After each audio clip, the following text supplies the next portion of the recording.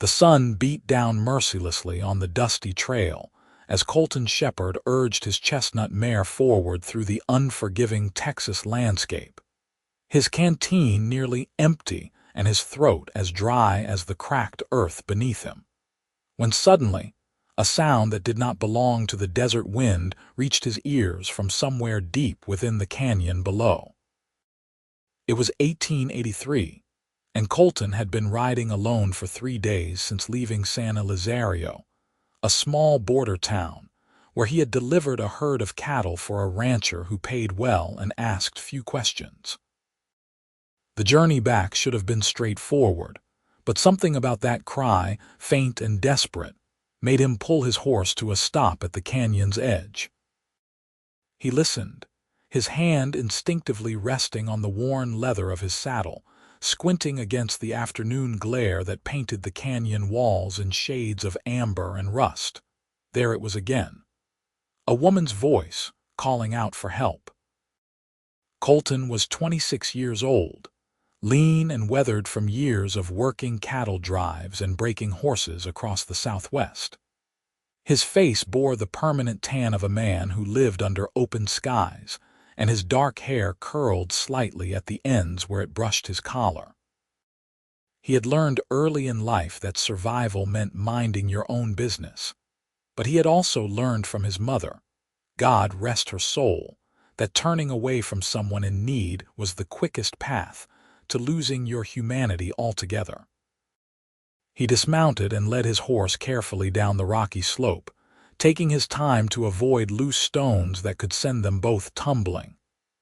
The descent took nearly 20 minutes, and with each step the heat seemed to intensify, trapped and reflected by the canyon walls. Sweat trickled down his spine beneath his cotton shirt, and he paused twice to wipe his forehead with his bandana. At the bottom, he followed the sound of labored breathing and found her slumped against a boulder, her traveling dress torn and dusty, her dark auburn hair falling loose from what had once been a proper bun. She looked up at him with eyes the color of creek water in spring, green and clear despite the obvious exhaustion in her face. Her lips were cracked from dehydration, and there was a gash on her forehead that had bled and dried in the sun. "Water," she whispered, her voice barely audible. "Please."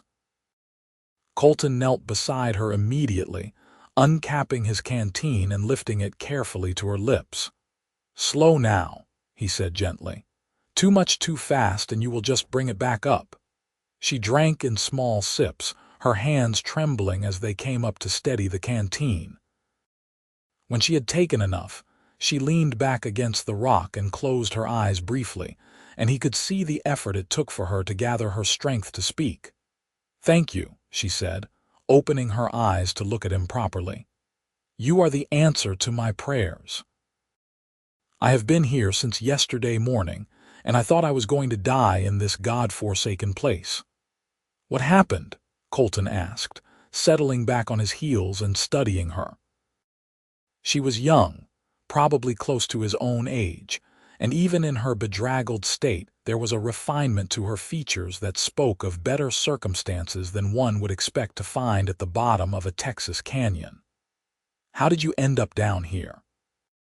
"My name is Rebecca Osgood," she said, her voice gaining strength as the water began to revive her. "I was traveling with my uncle's caravan from El Paso to San Elizario. We were ambushed by bandits 2 days ago. They took everything, the wagons, the horses, all the supplies.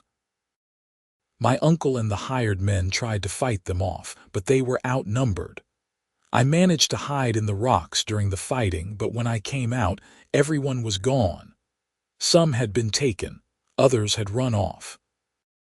I found one of the horses wandering and tried to ride for help, but the animal spooked at a snake and threw me. I tumbled down into this canyon, and by the time I stopped falling, the horse was gone." Colton listened carefully, his jaw tightening at the mention of bandits. The territory had been plagued by outlaws for years, taking advantage of the sparse law enforcement and vast empty spaces where a man could disappear and never be found. He had encountered such men before and had the scars to prove it. "Your uncle," he asked. "Do you know what happened to him?" Rebecca's eyes filled with tears, but she blinked them back with visible effort. "I do not know. I searched for him, called his name, but there was no answer. I can only pray he escaped or was taken rather than killed. He is all the family I have left." Colton reached out and placed a hand on her shoulder, a gesture of comfort that came naturally despite his usual reserved nature. "We will get you out of here first, and then we will figure out what to do about your uncle. Can you stand?" She nodded, and he helped her to her feet, supporting her weight as she swayed slightly. Her ankle was swollen, he noticed, and she could not put her full weight on it. The situation was more complicated than he had first thought. Getting her back up the canyon slope would be difficult, and traveling in the heat of the afternoon with limited water and an injured woman would be dangerous. "My horse cannot carry us both up that incline," he said, thinking aloud. "We will have to wait until the sun is lower, and I will need to make a travois or figure some other way to get you up safely." Rebecca looked at him with a mixture of hope and concern. "I do not want to be a burden to you. You have already saved my life just by finding me." "You are not a burden," Colton said firmly. "You are a person in need of help, and I am in a position to provide it. That is all there is to it." He led his horse into the shade of an overhang and unsaddled her, giving the animal some relief from the heat. From his saddlebags, he retrieved a strip of dried beef and what remained of his trail biscuits, which he shared with Rebecca. They sat in the relative coolness of the shade, and as they ate, they talked. Rebecca told him about her life in Philadelphia, where she had lived until 6 months ago when her parents had died in a fire. Her uncle, her father's brother, had come to collect her and bring her west to live with him and his wife in San Elizario, where he ran a freight business. The journey had been long and often frightening for a young woman accustomed to city life, but she had been grateful not to be alone in the world. "My Uncle David is a good man," she said softly. "He and my Aunt Martha took me in without hesitation, even though they have little enough for themselves. This shipment we were bringing was important to his business. If it is lost, I do not know how they will recover." Colton listened, and as she spoke, he found himself drawn to her in a way he had not expected. There was a strength in her, despite the fear and exhaustion. She had survived alone in the canyon for a full day, injured and without supplies, and she had not given up. He had known hardened cowboys who would have panicked in such circumstances. "Tell me about you," Rebecca said, turning the conversation. "Where are you from? Do you have family?" "I grew up in Colorado," Colton said, the memories coming back with the familiar ache they always carried. "My father was a rancher, small operation but enough to keep us fed. He died when I was 16, thrown from a horse. My mother tried to keep the place running, but it was too much for her alone. She passed 2 years later. I have been drifting ever since, working where I can find it, never staying in one place too long." "That sounds lonely," Rebecca said quietly. "It is," Colton admitted, surprised at his own honesty. He was not usually one to share such things with strangers, but something about Rebecca made him want to open up. "But it is also simple. No ties, no one depending on me, no one I can disappoint." "You really believe that?" she asked, her green eyes searching his face. "That having no connections makes life better?" Colton was quiet for a moment, considering. "I used to," he said finally. "Now I am not so sure." They fell silent, and in that silence something shifted between them, an understanding that passed without words. The afternoon wore on, and as the sun began its descent toward the horizon, Colton prepared for the climb out of the canyon. He fashioned a rope harness, using the lariat from his saddle and some spare leather straps, creating a makeshift seat that he could use to help pull Rebecca up the slope, while she used her good leg to climb. The ascent was slow and difficult. Rebecca bit her lip to keep from crying out as her injured ankle bumped against rocks, and Colton's muscles burned from the effort of hauling both himself and her weight up the steep incline. His horse followed behind, picking her way carefully over the treacherous ground. By the time they reached the top, the sun was touching the western horizon, painting the sky in brilliant streaks of orange and crimson. Rebecca collapsed onto the flat ground at the canyon's edge, breathing hard. Colton gave her more water, finishing the canteen, and then helped her onto his horse. He would walk and lead the mare, at least until they found water. There was a settlement about 10 miles north, a small cluster of buildings around a well that served travelers on this route. If they walked through the night, they could reach it by morning. "You should ride," Rebecca protested weakly.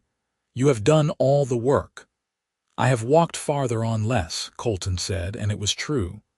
"Besides, you cannot walk on that ankle. We will rest when we reach the way station." They set off into the gathering dusk, and as the stars began to emerge in the darkening sky, Rebecca spoke again. "Why did you stop?" she asked. "When you heard me calling, most men would have kept riding." Colton walked in silence for a few steps before answering. "My mother used to say that we are all just one bad day away from needing help ourselves. She said that kindness was not about deserving, it was about being human. I suppose that stuck with me." "Your mother sounds like she was a wise woman." "She was," Colton said, and his voice carried the weight of loss. "I wish I had appreciated it more when she was alive." They walked through the night, stopping only occasionally to rest. Rebecca dozed in the saddle, and Colton steadied her when she swayed, his hand on her back keeping her from falling. The desert night was cool, a welcome relief from the day's heat, and a 3/4 moon provided enough light to see the trail. Colton knew this country well enough to navigate by the stars and the familiar shapes of distant mesas. Dawn was breaking when they finally saw the way station ahead. A low, adobe building with a corral and a windmill turning lazily in the morning breeze. Smoke rose from the chimney, promising hot food and coffee. Colton felt the exhaustion in every muscle of his body, but he pushed on, and when they reached the door, he called out before entering. An older man emerged, grizzled and bow-legged, with the look of a former cavalry soldier about him. "Hell of a night for traveling," he said, taking in their bedraggled appearance. "Come in, both of you. We have got food and water and a bed if the lady needs it." His name was Tom, and he ran the way station with his wife, Elena, a quiet Mexican woman who immediately took charge of Rebecca, clucking over her injuries and helping her into a back room where she could wash and rest. Tom poured coffee for Colton and listened as he explained what had happened. "Bandits, you say?" Tom frowned. "There has been a gang working this area for the past month. They hit 2 other caravans that I know of. Sheriff in Santa Lazario has been trying to track them, but they disappear into the hills like ghosts." "Rebecca's uncle was taken or killed," Colton said. "She needs to get back to Santa Lazario to find out if he survived and to let his wife know what happened." "I will send my son to town today with the news," Tom offered. "He can ride fast and be there by afternoon. In the meantime, you both need rest. You look about ready to fall over." Colton could not argue with that. He finished his coffee and accepted the offer of a bunk in the small room Tom used for travelers. He removed his boots and lay down on the narrow cot, and sleep claimed him almost instantly. He woke in the late afternoon, disoriented for a moment before remembering where he was. The sun slanted through the small window, and he could hear voices outside. He pulled on his boots and went out to find Rebecca sitting at her rough wooden table, her ankle wrapped in clean bandages and her face washed clean of dust. She looked much better, though there was still a haunted look in her eyes. "Tom's son has already left for San Elizario," she said when she saw him. "Elena gave me some clothes that fit better than my torn dress. I feel almost human again." She was wearing a simple cotton blouse and skirt, practical and clean, and her hair had been braided and pinned up. Colton thought she looked beautiful, but he kept that thought to himself. Instead, he sat down across from her and accepted the plate of beans and cornbread that Elena brought him. "What will you do now?" he asked between bites. "When we get to San Elizario?" "I will find out what happened to my uncle," Rebecca said firmly. "And if he is alive, I will help him rebuild. If he is not—" She paused, swallowing hard. "If he is not, then I will stay with my aunt and do whatever I can to help her. They took me in when I had no one. I owe them that much." Colton nodded. "I will take you there tomorrow once you have rested properly. My horse needs the rest as much as we do." "You have already done so much," Rebecca said. "I do not expect you to escort me all the way to town." "I am not leaving you to make the journey alone," Colton said, his tone brooking no argument. "We will go together, and that is final." Rebecca looked at him for a long moment, and something in her expression softened. "You are a good man, Colton Shepard, better than you give yourself credit for." That night, after supper, they sat outside under the stars. The air was cool and clear, and the sky was a vast expanse of darkness punctured by countless points of light. Rebecca sat on a bench near the door, her injured ankle propped up on a wooden crate, and Colton sat on the ground nearby, his back against a post. "I never imagined my life would turn out like this," Rebecca said quietly. 6 months ago, I was planning to marry a man my parents had approved of, a banker's son with good prospects. My whole life was mapped out, safe and predictable. Then the fire happened, and everything changed. Sometimes I wonder if that old life was ever real or if I dreamed it. You miss it?" Colton asked. Rebecca considered the question. "I miss my parents terribly. I miss the feeling of security, of knowing what tomorrow would bring. But the life itself? No, I do not think I miss that. There was something suffocating about it, like wearing a corset that was too tight. Out here, even with all the danger and uncertainty, I feel like I can breathe. The West has a way of stripping everything down to what matters," Colton said. "There is no room for pretense when survival depends on what you can actually do rather than who your family knows." "Is that why you stay out here?" Rebecca asked. "Instead of going back east where life might be easier?" "Partly," Colton admitted. "But also because this land gets into your blood. The freedom of it, the space. I tried working in Denver for a while in a stockyard. Lasted 3 months before I could not stand it anymore. I need the open sky, the long trail. It is who I am." Rebecca was quiet for a moment, and when she spoke again, her voice was soft. "When I was lying in that canyon, thinking I was going to die, I prayed. I am not even sure I believe in God, not after everything that has happened, but I prayed anyway.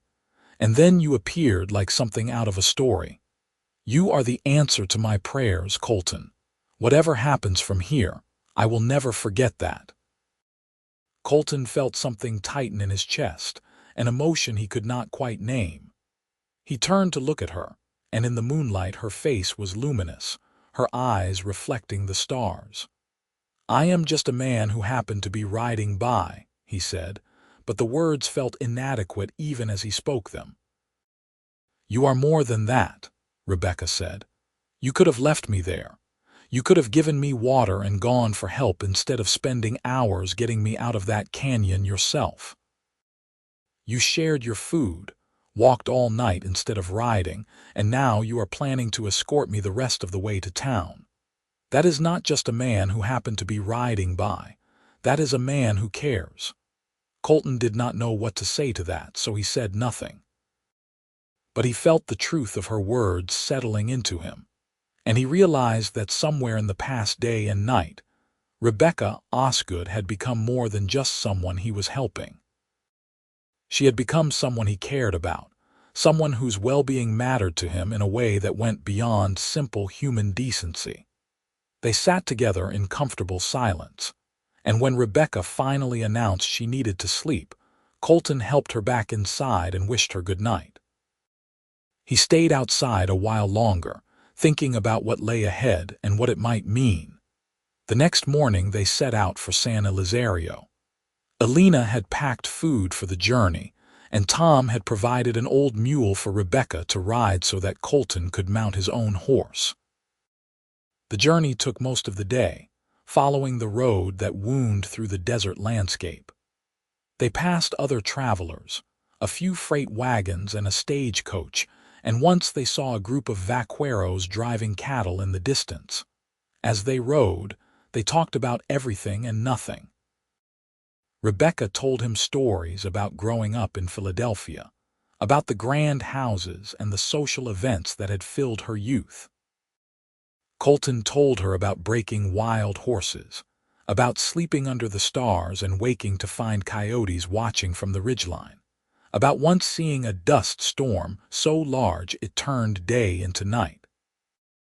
They discovered they both loved books, though opportunities to read were rare in their respective lives. Rebecca had been forced to leave her entire collection behind when she came west, and Colton carried a single battered copy of poetry that had belonged to his mother. They both loved thunderstorms, the way the rain smelled when it hit dry earth. They both preferred coffee to tea, and they both had a weakness for good apple pie. With each shared detail, each laugh and moment of understanding, Colton felt himself falling deeper into something he had never experienced before.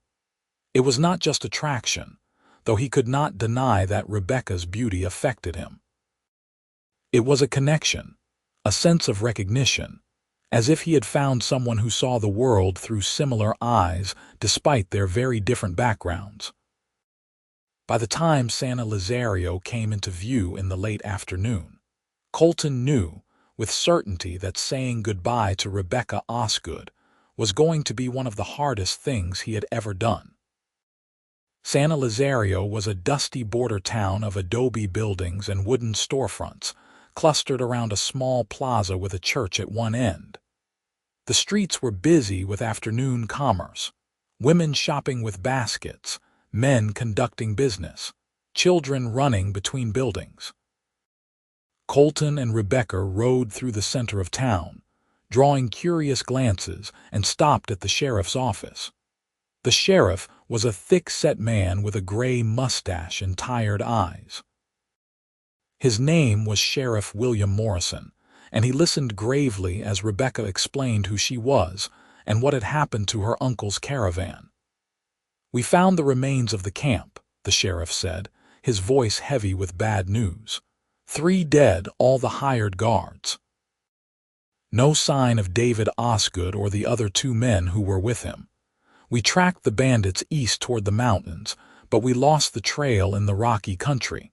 Rebecca's face went pale. "Is there any chance my uncle is still alive?" "There is a chance," the sheriff said, though his tone was not encouraging. "Sometimes they take prisoners if they think there is ransom money to be had. Has your uncle got money?" "Not much," Rebecca said. "His business was doing well enough, but he is not wealthy." "Then it is hard to say why they would keep him alive," the sheriff said bluntly. "I am sorry, Miss Osgood. I wish I had better news." Rebecca stood abruptly, swaying slightly on her injured ankle. Colton rose quickly to steady her, and she leaned against him as if her strength had suddenly deserted her. "I need to speak to my aunt," she said. "She needs to know what happened." The sheriff directed them to the Osgood home, a modest adobe house on a side street near the edge of town. As they approached, a woman emerged, her face lighting up with desperate hope when she saw Rebecca. "Rebecca, thank God you are alive." Martha Osgood was a stout woman in her 40s with kind eyes and work-roughened hands. She embraced Rebecca tightly, then pulled back to examine her. "You are hurt. What happened? Where is David?" The story had to be told again, and this time Rebecca's composure cracked. She wept as she described the attack, the disappearance of her uncle, the night in the canyon. Martha held her, crying too, and Colton stood awkwardly to the side, feeling like an intruder on their grief. But Martha noticed him, and when Rebecca introduced him and explained how he had saved her, the older woman took his hands in hers and thanked him with such heartfelt gratitude that Colton felt embarrassed. "You brought her back to me," Martha said. "You have given me back my niece when I thought I had lost her too. I can never repay that debt." "There is no debt," Colton said. "Anyone would have done the same." "That is not true, and you know it," Martha said firmly. "You are welcome in this house any time, Mr. Shepard. You will always have a place at our table and a bed if you need it." Colton thanked her and took his leave, intending to find a room at the town's boarding house and then move on in the morning. But as he started to go, Rebecca called after him. "Colton, wait." He turned and she limped toward him, ignoring her aunt's protest that she should stay off her ankle. When she reached him, she looked up into his face with those green eyes that had already become so familiar to him. "Do not leave without saying goodbye," she said. "Please. After everything, I need to see you one more time before you go." "I am not leaving tonight," Colton said. "I will come by tomorrow morning, I promise." Rebecca nodded, seeming satisfied with that, and returned to her aunt. Colton walked through the dusty streets to the boarding house, where he paid for a room and a bath. He soaked in the hot water, washing away days of trail dust and sweat, and tried not to think about the fact that tomorrow he would ride out of San Elizario and probably never see Rebecca Osgood again. That night he could not sleep. He lay on the narrow bed and stared at the ceiling, watching shadows move as people passed by on the street below. He kept thinking about Rebecca's face, the sound of her laugh, the way she had looked at him under the stars. He thought about the connection he had felt, the sense that he had found something precious and rare. But what could he offer her? He was a drifter with no home, no prospects, nothing but a horse and a saddle and the clothes on his back. Rebecca deserved better, deserved security, and a real home and someone who could give her the life she had lost. He had no right to complicate her situation by admitting feelings he barely understood himself. By morning, he had almost convinced himself that leaving quickly and quietly would be the kindest thing he could do. But he had promised to say goodbye, and Colton Shepard was a man who kept his promises. He arrived at the Osgood house as the sun was climbing above the roof lines, and Rebecca answered the door herself. She had changed into a fresh dress, light blue cotton with small white flowers, and her hair was arranged in a way that made her look younger and more vulnerable than she had on the trail. "I hoped you would come," she said, smiling but with sadness in her eyes. "Walk with me. There is a place near the river I want to show you."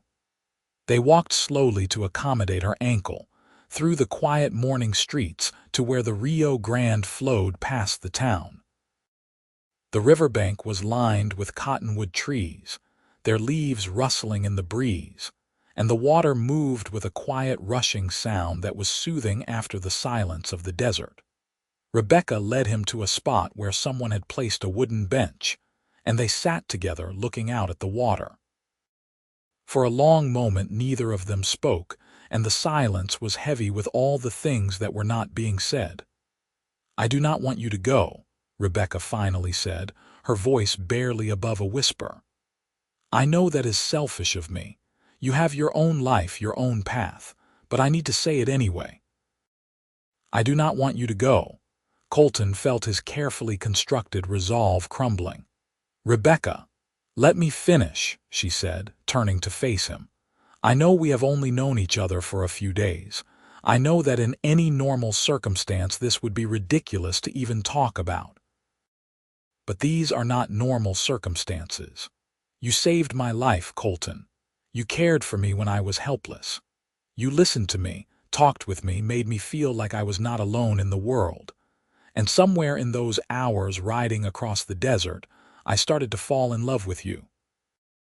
Colton's breath caught in his throat.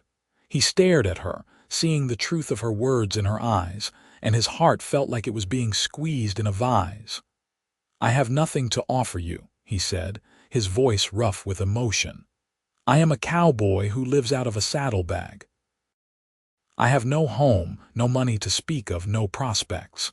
You deserve someone who can give you stability, security, all the things you have lost." "I do not care about any of that," Rebecca said fiercely. "I had stability and security in Philadelphia, and none of it meant anything when everything was taken away. What matters is finding someone who sees you, who understands you, who makes you feel alive. You do that for me, Colton." These past few days, even with all the fear and danger, I have felt more alive than I did in all my years of planned-out proper life. "You barely know me," Colton protested, but his resistance was weakening. "I know you are brave and kind. I know you keep your promises. I know you would walk all night to help someone you had never met before. I know the way you see the world, the way you talk about the land and the sky. That is enough for me to know I want to find out everything else." Colton looked at her, this woman who had appeared in his life so unexpectedly, and turned everything upside down. He thought about the loneliness he had carried for years, the empty spaces inside him that he had tried to fill with constant movement and solitude. He thought about how those spaces had suddenly felt less empty when Rebecca was near. "I love you too," he said, the words coming out before he could stop them. "I did not want to. I tried to talk myself out of it, but I do. I love you, Rebecca." Rebecca's face transformed with joy, and she reached for his hands, holding them tightly in hers. "Then stay," she said. "Stay here in San Elizario, find work, give us a chance to see where this leads. What about your uncle, if he is alive when he comes back?" "If he comes back, he will need help rebuilding the business," Rebecca said. "You know horses, you know the trail, you know how to survive out here. You could be an asset to him, and if he does not come back—" Her voice faltered, then strengthened. "If he does not come back, then my aunt will need help even more. There are always jobs for a good man in a town like this." Colton wanted to believe it could work. He wanted to believe that he could build a life here, that he and Rebecca could make something real out of the connection they had found. But doubt still gnawed at him. "What if I disappoint you?" he asked quietly. "What if I am not what you need?" Rebecca squeezed his hands. "What if you are exactly what I need? What if we both are exactly what the other needs? We will not know unless we try." Colton looked into her eyes, saw the hope and determination there, and felt his last defenses collapse. He had spent years protecting himself from exactly this kind of vulnerability, and now he was choosing to embrace it. It was terrifying and exhilarating in equal measure. "All right," he said. "I will stay. I will try." Rebecca's smile was like the sun breaking through clouds, and she leaned forward and kissed him. It was a gentle kiss, soft and sweet, and it felt like a promise. Colton put his arms around her, holding her close, and for the first time in years he felt like he had come home. They sat by the river for a long time, making plans and promises. Colton would find work in town, and they would court properly, giving themselves time to truly get to know each other without the intensity of survival driving everything. Martha would help them navigate the social expectations of the community, and they would build something together, step by step. The next weeks were both wonderful and difficult. Colton found work with a local rancher who needed someone to break horses and manage his small herd. The pay was modest but steady, and it came with a small cabin on the edge of the property where Colton could live. He split his time between working and spending every spare moment with Rebecca. They walked together in the evenings, talking about everything under the sun. They had dinner with Martha, who quickly came to see Colton as a blessing for her niece and treated him like a son. They attended the town's small church on Sundays, and Rebecca introduced Colton to the community as the man who had saved her life, earning him respect and acceptance that might otherwise have taken years to achieve. But the shadow of David Osgood's disappearance hung over everything. Martha kept hoping for news, for a ransom demand or some sign that her husband was still alive. The sheriff continued investigating, but the trail had gone cold. The bandits had vanished into the vast wilderness, and without witnesses or leads, there was little he could do. Rebecca tried to stay hopeful for her aunt's sake, but as weeks turned into a month and then two, that hope began to fade. She and Colton would talk about it in the quiet moments, and he would hold her when the weight of it became too much. "I keep thinking about what I could have done differently," Rebecca said one evening as they sat on the porch of Colton's cabin watching the sunset. "If I had stayed and fought, if I had not run and hidden, maybe I could have helped him." "You would have been killed," Colton said gently. "You did the only thing you could do. You survived. Your uncle would have wanted that." "I know you are right," Rebecca said, leaning against him, "but knowing it does not make it hurt less." Colton wrapped his arm around her, and they sat in silence as the sky turned from gold to purple to deep indigo. In the distance, coyotes began their evening song, a haunting chorus that echoed across the desert. "I am glad you stayed," Rebecca said softly. "Whatever happens with my uncle, whatever the future holds, I am glad you are here with me." "So am I," Colton said, and meant it with everything in him. 3 months after the attack on the caravan, 2 strangers rode into San Elizario. They were rough-looking men, but they wore deputy badges from a town 50 miles east, and they brought news. The bandit gang had been caught after attempting to rob a military payroll. In the shootout that followed, most of the gang had been killed, including their leader.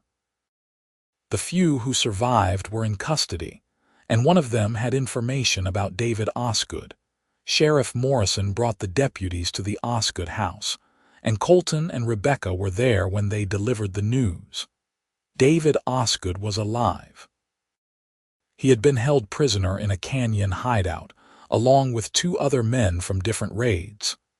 When the gang was caught, the prisoners were found and freed. David was recovering in the town where the deputies were based, too weak from his ordeal to travel yet, but he was expected to make a full recovery. Martha collapsed in relief, sobbing with joy, and Rebecca held her aunt while crying herself. The news spread through the town quickly, and neighbors came to celebrate and offer congratulations. It was the best possible outcome anyone could have hoped for. A week later, Colton and Rebecca made the journey east with Martha to bring David home. They found him in the local doctor's care, thin and battered but very much alive. His reunion with Martha was emotional, and when Rebecca introduced Colton as the man who had saved her and the man she was going to marry, David shook his hand with genuine gratitude. "Rebecca told me everything in her letters," David said, his voice still weak. "You brought her back when I could not. You have given me back my family. I can never thank you enough." "No thanks needed," Colton said. "I did what anyone would do." "We both know that is not true," David said. "But I appreciate the modesty.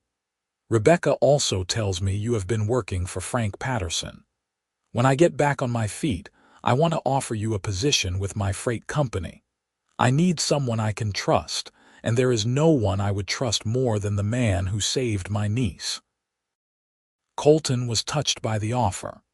"I would be honored, sir."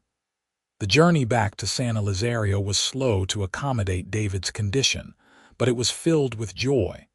Martha fussed over her husband constantly, and David bore it with good humor, clearly happy to be fussed over. Rebecca and Colton rode side by side, their hands sometimes touching when they thought no one was looking, and spoke quietly about their future. "My uncle wants to give us a proper wedding," Rebecca said.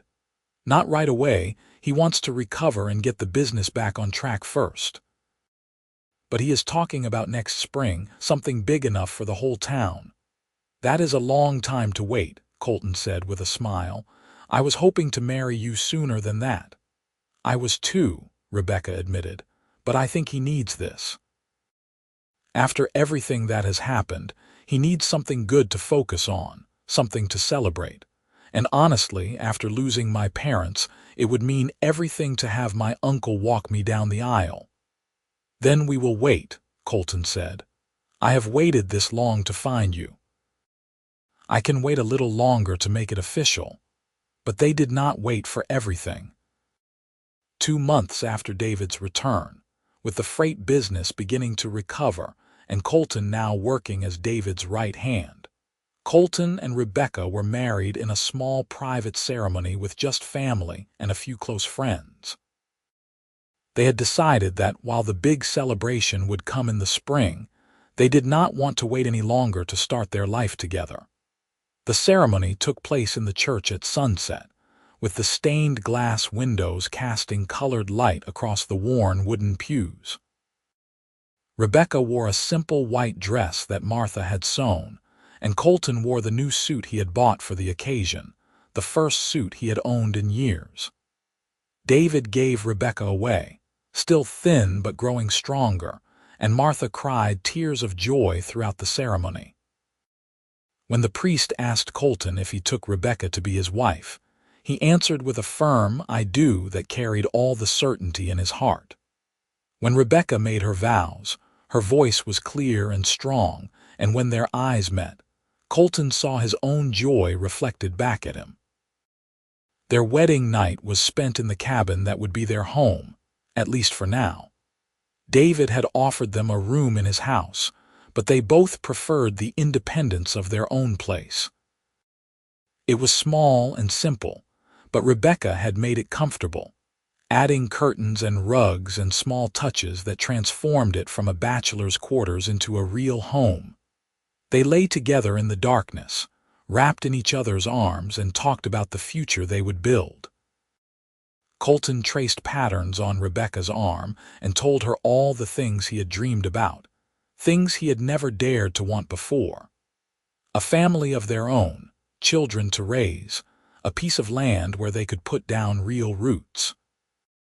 Rebecca listened and added her own dreams, painting a picture of their life together that made Colton's heart feel full to bursting. "I never thought I could be this happy," Colton said quietly. "After I lost my family, I convinced myself that being alone was safer, that not wanting anything meant I could not be hurt. You showed me how wrong I was."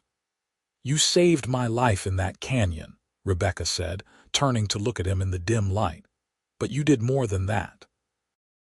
You gave me hope when I thought everything was lost. You showed me that it was possible to find joy even in the worst circumstances. We saved each other, Colton." He kissed her then, a long, slow kiss that spoke of love and promise and all the tomorrows they would have together. And later, as Rebecca slept beside him, Colton lay awake and marveled at the strange path that had brought them together. If he had ridden past the canyon that day, if he had ignored the sound of her voice, his life would have continued on its lonely trajectory. Instead, he had stopped, and in stopping he had found everything he had ever needed. The months that followed were busy and full.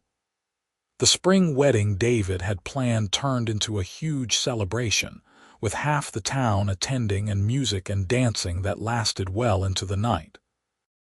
It was a joyful reaffirmation of the private vows Colton and Rebecca had already made, and it gave the community something to celebrate after the hard times they had endured.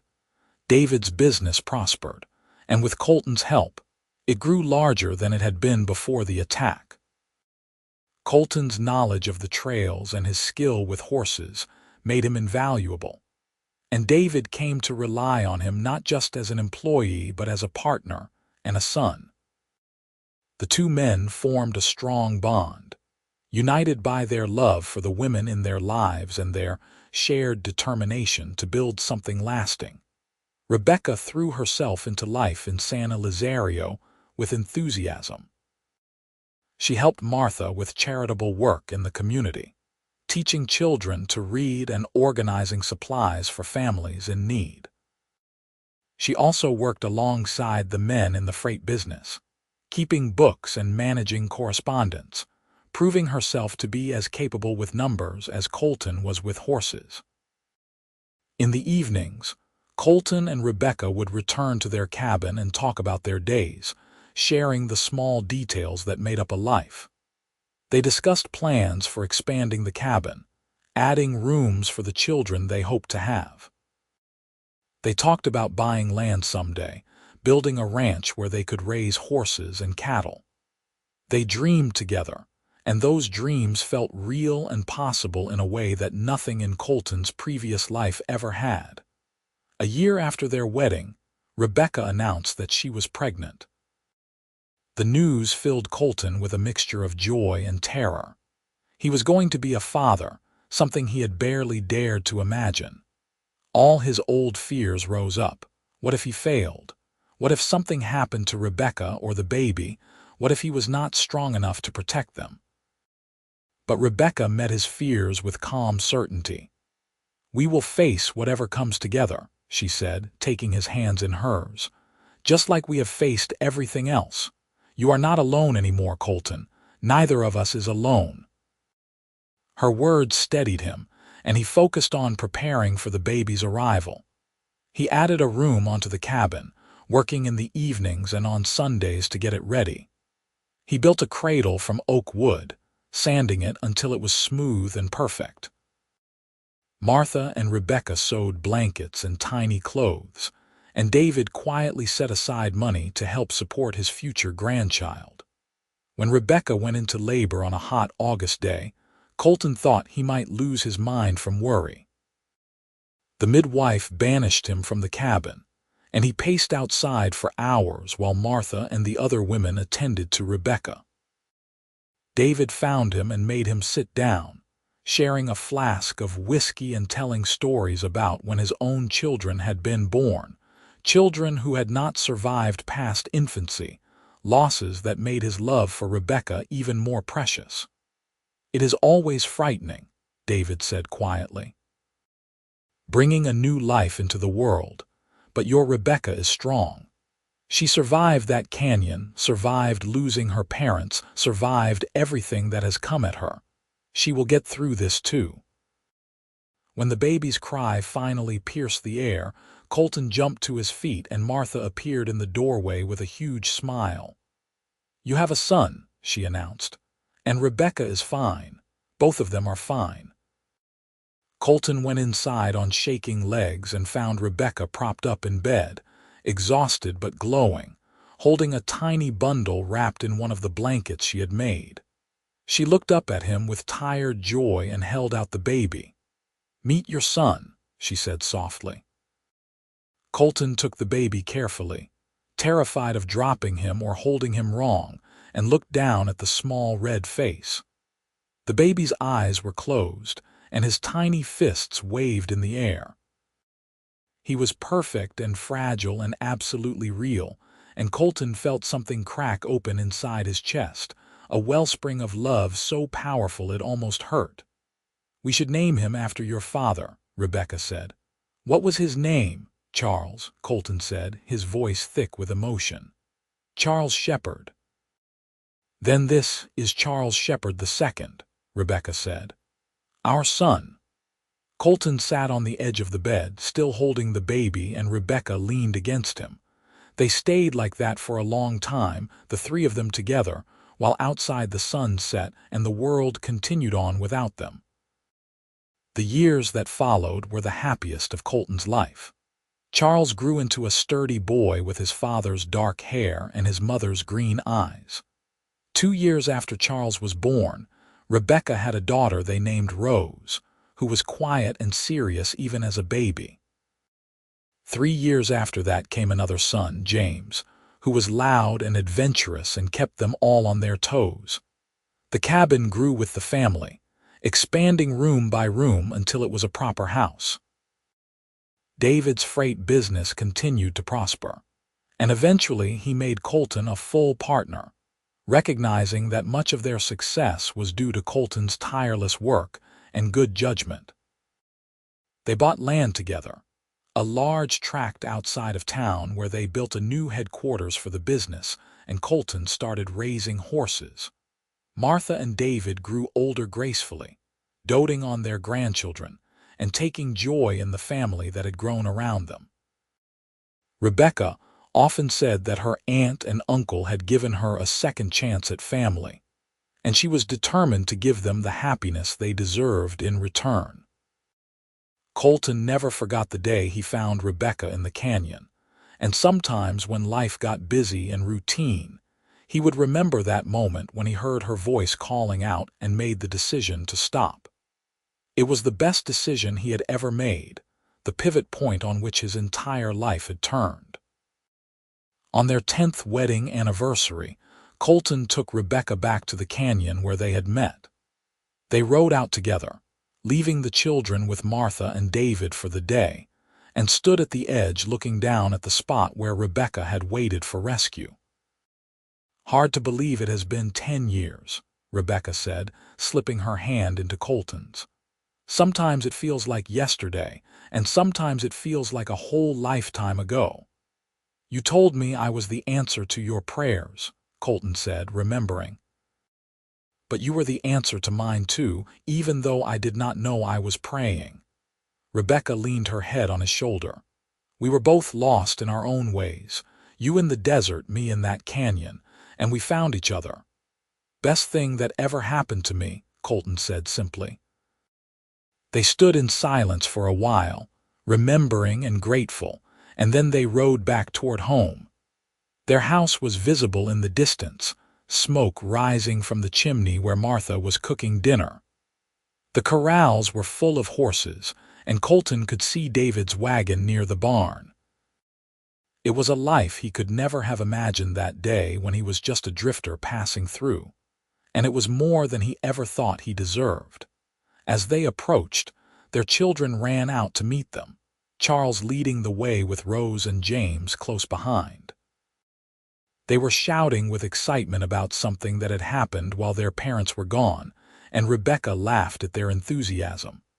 Colton dismounted and caught James as the boy launched himself forward, swinging him up into his arms. This was home. This was family.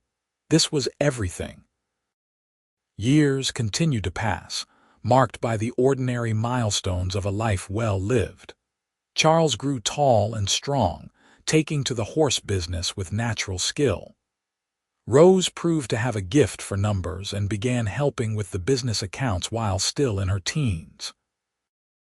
James remained the wild one, always off on some adventure, but with a good heart that reminded Colton of Rebecca. David passed away peacefully in his sleep at the age of 72, and his death was mourned by the entire community. Martha lived another 5 years, long enough to see Charles marry a sweet girl from town and start his own family. When she died, she was buried next to David, and Rebecca and Colton made sure their graves were always tended and covered with flowers. The freight business transitioned fully to Colton and Rebecca, and eventually to their children. The horse ranch became known throughout Texas for the quality of its stock, and buyers came from as far as Colorado and California to purchase Shepard horses. It was a legacy built on hard work and integrity, and Colton was proud of what they had created. Through it all, his love for Rebecca never diminished. If anything, it grew deeper with each passing year. They had weathered storms and celebrated triumphs together, had raised 3 good children, had built something meaningful that would outlast them both. In the quiet moments, Usually in the evening on the porch they had built onto the front of their house, they would sit together and talk about the life they had shared. "Do you ever regret it?" Rebecca asked him once when they were both well into their 50s. Giving up the wandering life to stay here, Colton did not even have to think about his answer. "Not for 1 second. Everything good in my life came from the day I decided to stop instead of keep riding. You, the children, this home. I was not living before I met you. I was just surviving. You taught me the difference. You would have figured it out eventually," Rebecca said, but she was smiling. "Maybe," Colton allowed, "but I am glad I did not have to wait." They grew old together, their hair turning gray, their bodies moving a bit slower but their minds still sharp and their love still strong. They became grandparents multiple times over, and their house was often full of the noise and chaos of young children. Colton taught his grandsons to ride, just as he had taught his sons. Rebecca taught her granddaughters to read and to think for themselves, just as she had learned to do. On a spring evening when Colton was 68 years old, he and Rebecca sat on their porch watching the sunset paint the sky in shades of orange and gold. Their oldest grandson was in the corral working with a young horse, and they could hear Rebecca's voice calling him in for supper. "I have been thinking," Rebecca said, her hand warm in Colton's, "about what I said to you that day in the canyon, that you were the answer to my prayers." "I remember," Colton said. "I was right," Rebecca said, "but not in the way I thought at the time. I thought you were the answer because you saved my life. But that was just the beginning. You were the answer to prayers I did not even know I had, for a partner who would love me and respect me, for a home filled with laughter and purpose, for children and grandchildren and a life that mattered. All of that came from you stopping to help a stranger." Colton felt his throat tighten with emotion. "You gave me all those things too. I was alone and I was lost, and you showed me that I did not have to be." "We found each other," Rebecca said, echoing words she had spoken many times over the years. "And we built something beautiful together." They sat in comfortable silence as the sun dipped below the horizon and the first stars began to appear. Inside the house, they could hear the family gathering for dinner, the sound of voices and laughter that had filled their home for decades.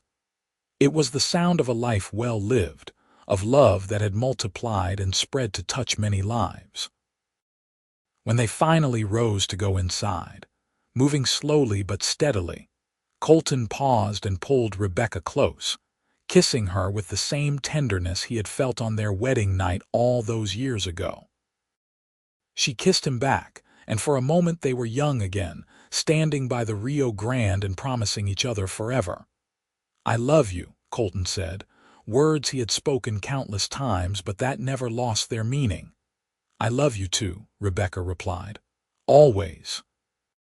They went inside together, hand in hand, to join their family for dinner. The table was crowded and noisy, full of the people they loved most in the world, and as Colton looked around at the faces gathered there, he felt a profound sense of gratitude. His life had turned out nothing like he had expected when he was a young man drifting from place to place. It had turned out so much better. That night, after everyone had gone home or gone to bed, Colton and Rebecca lay together in the room they had shared for nearly 40 years. The windows were open, letting in the cool night air and the sound of crickets singing in the darkness. "You remember the first night we spent together after we were married?" Rebecca asked softly. "We talked about our dreams, all the things we wanted to build." "I remember," Colton said. "Every word." "We did it," Rebecca said with quiet satisfaction. "We built everything we dreamed of and more. We had a good life, Colton Shepard." "We did," Colton agreed, pulling her closer. "We had a very good life." They fell asleep like that, wrapped in each other's arms, surrounded by the evidence of a life filled with love and purpose. It was a fitting end to each day. and a reminder that the best decision Colton had ever made was to stop and listen when a stranger's voice called out from a canyon, declaring him the answer to her prayers. The years continued their steady march, and Colton and Rebecca aged together with grace and dignity. They celebrated 50 years of marriage with a huge party that brought together children, grandchildren, and even a few great-grandchildren. The whole town of San Elizario turned out to honor the couple who had become pillars of the community, and speeches were made about their generosity, their hard work, and the example they had set for younger generations. When Colton stood to thank everyone, he kept his words simple. 50 years ago, I was a lonely cowboy with nothing to my name but a horse and a saddle. Then I found Rebecca, or maybe she found me. Everything good in my life has come from that moment. So my only advice is this: when you hear someone calling for help, stop. When you find something worth holding on to, do not let go. And when you are blessed with love, treasure it every single day. The crowd erupted in applause, and Rebecca stood beside him with tears streaming down her face. They cut the cake together, their hands clasped around the knife just as they had been clasped around each other for 5 decades, and the celebration continued long into the night. But time spares no one, and 2 years after their golden anniversary, Rebecca fell ill. The doctor diagnosed a growth in her stomach, and they all knew what that meant. There was no cure, no treatment that would help. All they could do was make her comfortable and cherish the time they had left. Colton never left her side. Their children tried to convince him to rest, to let them take shifts caring for her, but he refused. He had spent 52 years with Rebecca, and he was going to spend every remaining moment at her side. He held her hand, told her stories about their life together, reminded her of all the beautiful moments they had shared. On a quiet morning in early autumn, with the windows open and sunlight streaming across the bed, Rebecca opened her eyes and looked at Colton with perfect clarity. "I am not afraid," she said, her voice weak but steady. "I have had such a wonderful life. I have been so loved." "You are so loved," Colton corrected, his voice breaking. "Present tense, always." Rebecca smiled. "I know, and I love you, Colton Shepard. Thank you for stopping that day. Thank you for saving me and loving me and building this beautiful life with me. You were the answer to my prayers, and you always will be." "You were mine, too," Colton said, tears running freely down his weathered face. "Everything good, everything beautiful, it all came from you." Rebecca's eyes drifted closed and her breathing became shallow. The family gathered around, children and grandchildren filling the room with quiet love, and in the midst of them all, Rebecca took her last breath. She went peacefully, surrounded by everyone she loved, and the loss was both terrible and beautiful. Colton buried her next to David and Martha in the town cemetery, under a large oak tree that provided shade on hot Texas days. The headstone was simple but elegant, bearing her name, her dates, and the words beloved wife, mother, grandmother. She lived a life of love. The weeks after Rebecca's death were the hardest of Colton's life. He moved through his days mechanically, doing what needed to be done but feeling like half of himself was missing.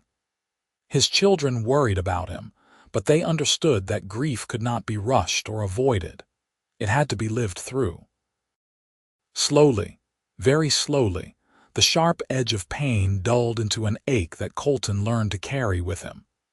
He found comfort in his family, in watching his grandchildren grow, in working with the horses that had always brought him peace. He talked to Rebecca often, sitting by her grave and telling her about his day, about the funny things the children had done, about how much he missed her. One afternoon, nearly a year after Rebecca's death, Colton rode out to the canyon where they had met. He had not been back since their 10th anniversary, but something drew him there now. He stood at the edge looking down, remembering the day that had changed everything. He thought about the man he had been then, lost and lonely and convinced that solitude was safety. He thought about how close he had come to riding past, to never stopping, to missing out on everything that had made his life worth living. And he thought about Rebecca's words, repeated so many times over the years. We found each other. It was true.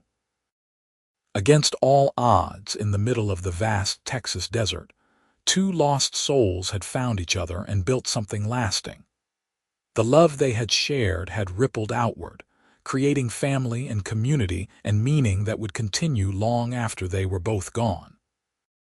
Colton spent the rest of his days surrounded by family, passing on his knowledge of horses and business to his grandchildren, telling stories about Rebecca and the life they had built together. He lived to be 81 years old, and when his time came, he went peacefully in his sleep, in the house he had built with his own hands, with his children keeping watch nearby. They buried him next to Rebecca and added his name to the headstone. The funeral was attended by hundreds of people, not just from San Elizario, but from all over Texas. Cowboys who had worked for him, families he had helped, business partners who had trusted him, all came to pay their respects to a man who had lived with integrity and love. His oldest grandson, Charles III, gave the eulogy. He spoke about his grandfather's kindness, his strength, his unwavering love for his family. But the story he spent the most time on was the story everyone knew, the story that had been told and retold countless times. The story of how a lonely cowboy heard a woman calling from a canyon and stopped to help, and how that single act of compassion had created a legacy that would last for generations. My grandfather used to say that we are defined by the moments when we choose to stop instead of keep riding, Charles said, his voice carrying across the crowded cemetery. He stopped that day, and because he did, all of us are here. His children, his grandchildren, his great-grandchildren. We exist because he chose compassion over convenience, because he chose love over loneliness. That is the legacy he left us, and it is one we will carry forward. The sun was setting as they lowered Colton's coffin into the ground next to Rebecca's, and the sky was painted in the brilliant colors he had always loved. The family stood together, united in their grief and their gratitude, and they knew that Colton and Rebecca's love story would be remembered and retold for as long as the Shepard family endured. Years later, when the old house was finally sold to make way for the growing town, the new owners found something interesting tucked into the rafters of what had been Colton and Rebecca's bedroom.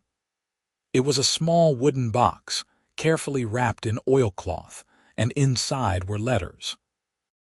Dozens of letters, written by Colton to Rebecca over the course of their marriage, even though they lived in the same house. Love letters, expressing his feelings in ways he sometimes found hard to say aloud. The letters were donated to the local historical society, and they became a treasure of the community, a testament to a love that had endured and deepened over 52 years. Young couples would come to read them, searching for wisdom or inspiration, and they always came away moved by the simple, heartfelt words. One letter in particular was often quoted, written on their 30th anniversary. My dearest Rebecca, 30 years ago today I made you my wife, and it remains the best decision I have ever made. You told me once that I was the answer to your prayers, but you had it backwards. You were the answer to prayers I did not know how to speak. You taught me how to love, how to trust, how to build a life that matters. Every day with you has been a gift, even the hard days, even the days when we struggled. Because we struggled together, and that made all the difference. I love you more today than I did on our wedding day, and I will love you more tomorrow than I do today. That is the magic of our love. It just keeps growing. Forever yours, Colton. the Shepard family continued to thrive in San Elizario and beyond. The horse ranch remained in operation for 3 generations before finally being sold. But by then, the Shepard name was synonymous with quality and integrity throughout Texas. The freight business evolved with the times, eventually becoming a successful transportation company that operated across the Southwest.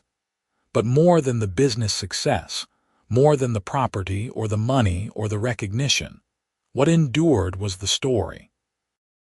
The story of a cowboy and a lost woman in a canyon, of a desperate prayer and an unexpected answer, of 2 people who found each other in the middle of nowhere and built a love that lasted a lifetime. It became the kind of story parents told their children, the kind of story that got passed down through generations. It was told at weddings to remind couples of what true love looked like. It was told at funerals to celebrate lives well lived. It was told on front porches and around dinner tables, a piece of family history that connected the present to the past.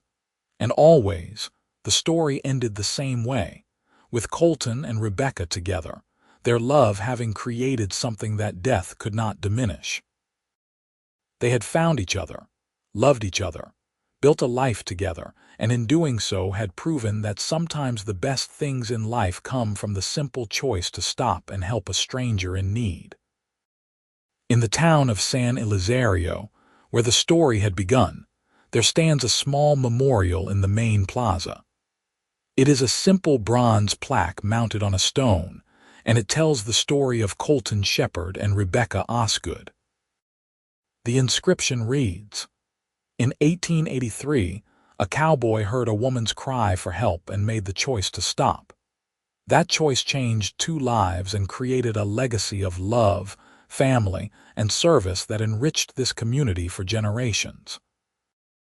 May we all be brave enough to stop when others need help, and wise enough to recognize that in helping others, we often find exactly what we have been searching for ourselves."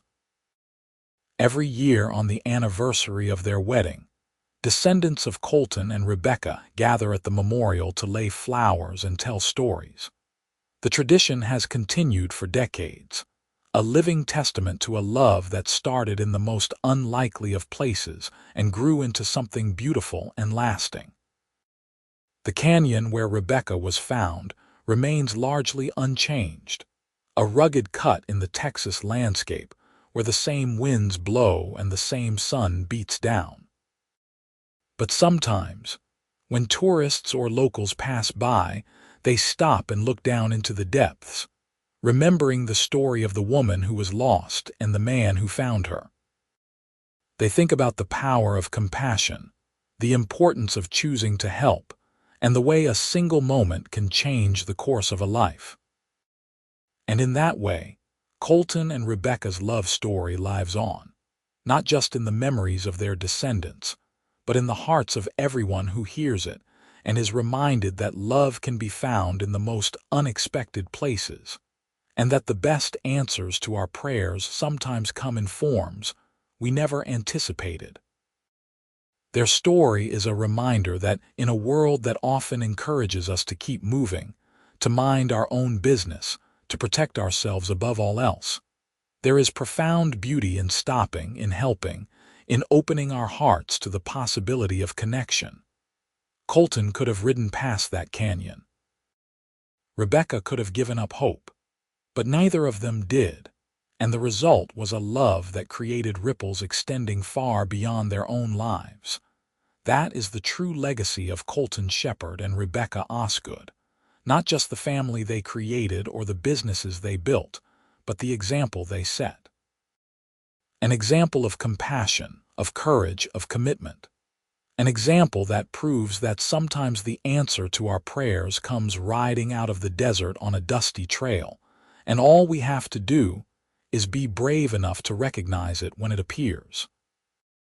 Their love story, which began with a desperate cry for help and a cowboy's decision to answer, became a beacon of hope for everyone who heard it.